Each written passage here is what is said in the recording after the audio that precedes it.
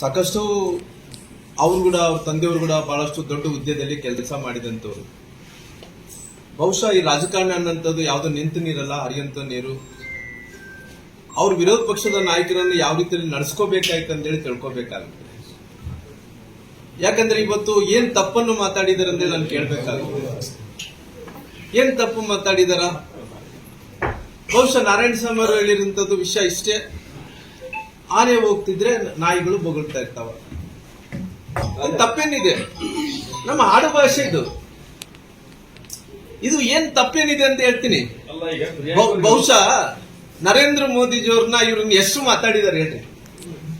ವಿಶ್ವಸರ್ಪ ಅಂತಾರ, ಕೊಲೆಗಡಕ ಅಂತಾರ, ಸಾಯೋರ ವ್ಯಾಪಾರಿ, ಸಾವಿನ ವ್ಯಾಪಾರಿ ಅಂತಾರ. ಎಷ್ಟು ಮಾತಾಡಿಲ್ಲ ಹೇಳ್ರಿ. ಅಲ್ರಿ, ಈ ರೀತಿ ಹಾಡು ಭಾಷೆಗಳನ್ನು ಬಹುಶಃ ಅವರೆಲ್ಲ ನಾಯಕರು, ಪ್ರಧಾನಮಂತ್ರಿಗಳು ಬೆಳಗ್ಗೆದ್ರೆ ಬೈತಾರ. ಬೈದಿದ ತಕ್ಷಣ ಏನ್ ಹೇಳ್ತಾರ? ಅವ್ರು ಹೇಳೋದೇನಪ್ಪ ಅಂದ್ರೆ ನಮ್ಮ ಹಳ್ಳಿ ಭಾಷೆ, ಆಡು ಭಾಷೆಪ್ಪ ಮಾತಾಡ್ತೀವಿ ಅಂತಾರ. ಅದು ಯಾವುದು ಸೀರಿಯಸ್ನೆಸ್ ಅಲ್ಲ. ನಂದು ಪ್ರಶ್ನೆ ಏನಂದ್ರೆ, ಇವತ್ತು ಈ ಭಾಷೆಗಳು ನಮ್ಮ ಕರ್ನಾಟಕ ರಾಜ್ಯದಲ್ಲಿ 10 ಕಿಲೋಮೀಟರ್ ಒಂದೊಂದು ಭಾಷೆ ಇರ್ತಾವ್ರಿ.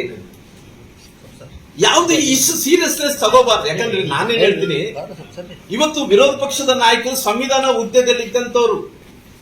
ಒಂದು ಅರ್ಥ ಮಾಡ್ಕೊಂಡು, ಸಂವಿಧಾನದ ಹುದ್ದೆ, ಈ ಸಂವಿಧಾನ ಹುದ್ದೆಯಲ್ಲಿದ್ದಂತ ವಿರೋಧ ಪಕ್ಷದ ನಾಯಕರಂತ ಛಲವಾದಿ ನಾರಾಯಣ ಸ್ವಾಮಿ ಅವರು ಆಡು ಭಾಷೆಯಲ್ಲಿ ಏನನ್ನು ಮಾತಾಡಿರ್ಬೋದು.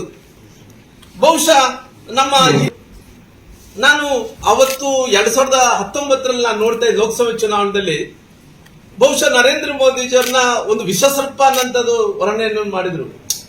ಅಂದ್ರೆ ಬೆಳಗ್ಗೆ ಅಂದ್ರೆ ಕಾಂಗ್ರೆಸ್ ಅವರು ಇಡೀ ದೇಶದಲ್ಲಿದ್ದಂತ ಕಾಂಗ್ರೆಸ್ ಲೀಡರ್ ಎಲ್ಲರೂ ಕೂಡ ಯಾರು ಬೈತಾ ಇದ್ದಾರೆ ನರೇಂದ್ರ ಮೋದಿಜಿಯವ್ರನ್ನ. ಆ ಶಬ್ದಗಳು ಹೆಂಗಿರ್ತಾವಂದ್ರೆ, ಆ ಶಬ್ದಗಳನ್ನ ನಾವು ವರ್ಣಿಸಕ್ಕೆ ಆಗಲ್ಲ. ಆ ರೀತಿ ಶಬ್ದಗಳಿಂದ ಬೈತಾರ. ಬೈದ ತಕ್ಷಣ ಏನಂತ ನಾವೆಲ್ಲ ಕೂಡ ಆಡು ಭಾಷೆಯಲ್ಲಿ ಮಾತಾಡಿದೀವಿ ಅಂತಾರ. ಬಹುಶಃ ಇನ್ನೊಂದು ವಿಚಾರವನ್ನು ನೋಡಿದಂತ ಟೈಮಲ್ಲಿ, ಈ ಪಾಕಿಸ್ತಾನ ಮತ್ತು ಭಾರತ ಯುದ್ಧ ಆದಂತ ಟೈಮಲ್ಲಿ ಕೂಡ ಎಷ್ಟು ದೊಡ್ಡ ನೋಡ್ರಿ, ಇಡೀ ದೇಶ ಇವತ್ತು ವಿಶ್ವ ಎಲ್ಲ ಕೂಡ ಭಾರತದ ಬಗ್ಗೆ ನೋಡ್ತಾ ಇದ್ರೆ, ನಮ್ಮ ಹಿರಿಯರಾದಂತ ಖರ್ಗೆ ಸಾಹೇಬ್ರ ಚುಟ್ಪುಟ್ಟು ಯುದ್ಧ ಅಂತಾರೆ, ಆ ಚುಟ್ಟುಪುಟ್ಟು ಯುದ್ಧ ಅಂತಾರೆ. ಅಂದ್ರೆ ಇವೆಲ್ಲ ಕೂಡ ಯಾವ್ದು ಸೀರಿಯಸ್ನೆಸ್ ಅಲ್ಲ. ಅವ್ರು ಚಿತ್ತಾಪುರ ಬಂದ ತಕ್ಷಣ ವಿರೋಧ ಪಕ್ಷ ನಾಯಕ ಸಂವಿಧಾನ ಹುದ್ದೆದಲ್ಲಿ ಇದ್ದಂತವ್ರು ಪಾಪ, ಆ ಸಂವಿಧಾನದಲ್ಲಿ ಹುದ್ದೆ ಅಂತವ್ರಿಗೆ ಅಲ್ಲಿ ಯಾವ ರೀತಿಯಲ್ಲಿ ಅವ್ರು ನಡ್ಕೊಂಡ್ರು, ಅವ್ರನ್ನ ಯಾವ ರೀತಿಯಲ್ಲಿ ಒಂದು ಗೆಸ್ಟ್ ಹೌಸ್ ಅಲ್ಲಿ ಇಟ್ಕೊಂಡು ಅವ್ರನ್ನ ಬಂಧಿಸಿದಂತ ಕೆಲಸ ಮಾಡಿದ್ರು. ಕೊಲೆ ಎತ್ತ ಅಂದ್ಕೊಳ್ರಿ, ಬಿಟ್ಟಿದ್ರೆ ಕೊಲೆ ಮಾಡ್ತಿದ್ರೇನೋ ಗೊತ್ತಿಲ್ಲ ನೋಡ್ರಿ. ಆವೇಶ ಒಂದ್ಸಲ ಕೈಗೆ ಬಂದ್ರೆ ಏನಾಗ್ಬೋದು. ಇವತ್ತು ಅವ್ರು ಇರೋದು ವಿರೋಧ ಪಕ್ಷ ನಾಯಕರು, ಅವ್ರಿಗೊಂದು ಸ್ಥಾನ ಇದೆ, ಗೌರವ ಇದೆ, ಸಂವಿಧಾನದಲ್ಲಿ ಅವಕಾಶ ಇದೆ. ಈ ಅವಕಾಶ ಇರುವಂತ ಟೈಮಲ್ಲಿ ಈ ರೀತಿ ಮಾಡೋದು ಯಾರಿಗೂ ಶೋಭಿತರಂತದಲ್ಲ. ಅದು ಕೂಡ ಮಾಡಿರೋದಂಥದ್ದು ವಿರೋಧ ಪಕ್ಷದ ನಾಯಕರಂತದ್ದು ಸಂವಿಧಾನದ ಹುದ್ದೆಯಲ್ಲಿರುವಂತಹ ಒಬ್ಬ ನಾಯಕರಿಗೆ ಮಾಡಿದಂತ ಅಪಮಾನ, ಒಬ್ಬ ದಲಿತ ನಾಯಕರಿಗೆ ಮಾಡಿದಂತ ಅಪಮಾನ. ಇದು ನೇರವಾಗಿ ಹೇಳ್ತೀನಿ ನಾನು. ಒಬ್ಬ ದಲಿತ ನಾಯಕರಿಗೆ ಮಾಡಿದಂತ ಅಪಮಾನ.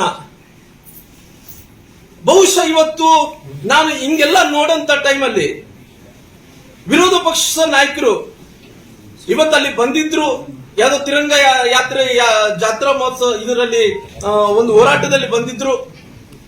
ಆ ಬಂದಂತ ಟೈಮಲ್ಲಿ ಈ ರೀತಿ ಮಾಡಿದ್ರೆ ಪುನಃ ಸರ್ಕಾರದ ವಾಹನ ಎಲ್ಲ ಕೂಡ ಜಖಂ ಮಾಡಿ ಅದೇನೋ ಮಸಿ ಬೆಳೆದು ಈ ರೀತಿ ಕೊಲೆ ಯತ್ನ ಮಾಡಿದ್ರೆ ಯಾರು ರೆಸ್ಪಾನ್ಸಿಬಿಲಿಟಿ ಇದಕ್ಕ? ಎಲ್ಲಿ ಹೋದ್ರೆ ಕೂಡ ಸಂವಿಧಾನ ಅಂತೀರಿ. ನಿಮ್ಗೆ ಸಂವಿಧಾನದ ಬಗ್ಗೆ ಏನ್ ಗೌರವ ಇದೆ ಹೇಳ್ರಲ್ಲ. ನನಗೆ ಪ್ರಶ್ನೆ ಕೊಡ್ರಿ. ನಿಮ್ ರಾಹುಲ್ ಗಾಂಧಿ ಅವರು ಎಲ್ಲಿ ಹೋದ್ರೆ ಕೂಡ ಸಂವಿಧಾನ ಪುಸ್ತಕ ಇಟ್ಕೊಂಡು ಸಂವಿಧಾನ ಬಚಾವೋ, ಸಂವಿಧಾನ ಉಳಿಸ್ರಿ ಅಂತಾರ.